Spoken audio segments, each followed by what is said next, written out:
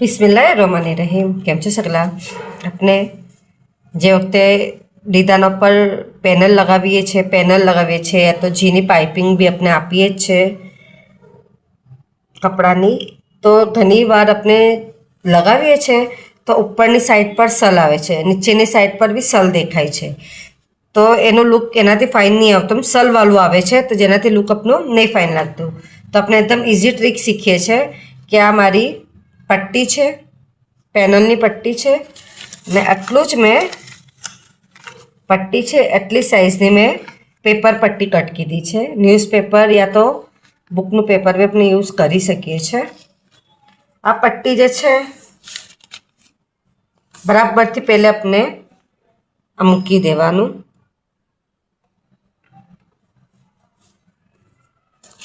હવે આ પટ્ટી જે છે મેં અહીંયાથી સ્ટાર્ટ કરીશ, તો મેં એ સાઈડ પર જ પહેલાં એને સેટ કરીશ ને મેં ધ્યાન રાખીશ કે આ પટ્ટીના ઉપર જ મારું આ પેનલ સ્ટિક થવું જોઈએ।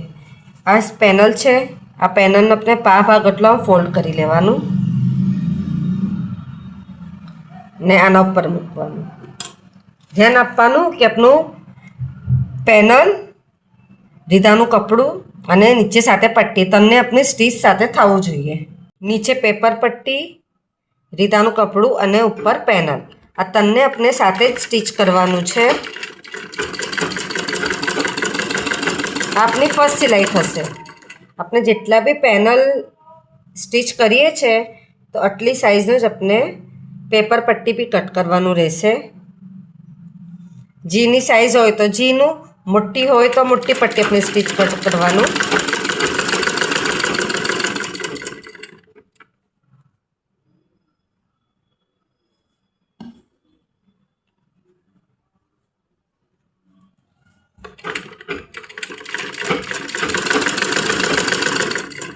આપનું વન સાઈડ સ્ટીચ થઈ ગયું, આપ જોઈ શકો છો। પેપર પટ્ટી પર સ્ટીચ છે, સાથે આ બાજુ ને જરા બી ઉપર સલ નથી આવ્યા। એવી જ રીતે આપણે પાછું આપણી પટ્ટી દેખાય જ રહી છે, નીચે પેપર પટ્ટી, એના જ ઉપર આપણી સેકન્ડ સિલાઈ થશે। હવે તો મૂકી દેવાનું।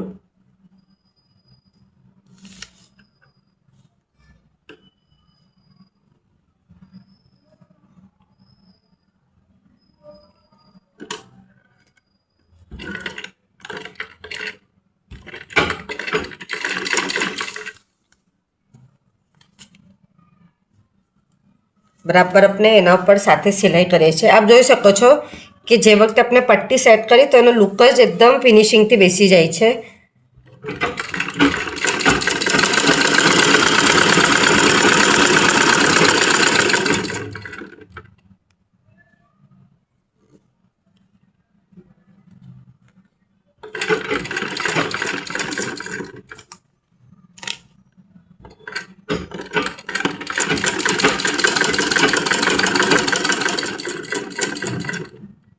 આપ જોઈ શકો છો આ પટ્ટી સ્ટીચ થઈ ગઈ છે આપણી પેનલની પટ્ટી।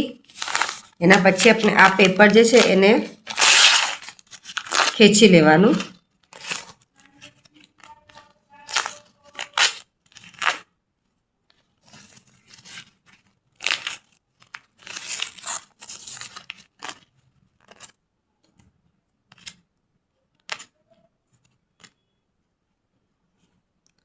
આપ જોઈ શકો છો જરા બી ઉપરની સાઈડમાં બી સલ નથી, ઉપરની સાઈડમાં બી સલ નથી દિખતા અને નીચેની સાઈડમાં બી જરા બી સલ આપણા દિખતા નથી ને એકદમ ફિનિશિંગથી આપણી પટ્ટી બેસી છે।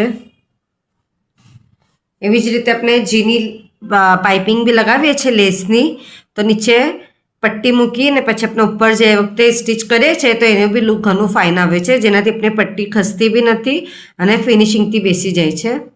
आप सगला मारो वीडियो पसंद आए तो प्लीज़ वीडियो लाइक करिए, कि ना समझ पाए तो कमेंट्स में ज़रूर पूछिए। आप सगला सपोर्ट मळे छे एना माटे घणुं घणुं शुक्रिया।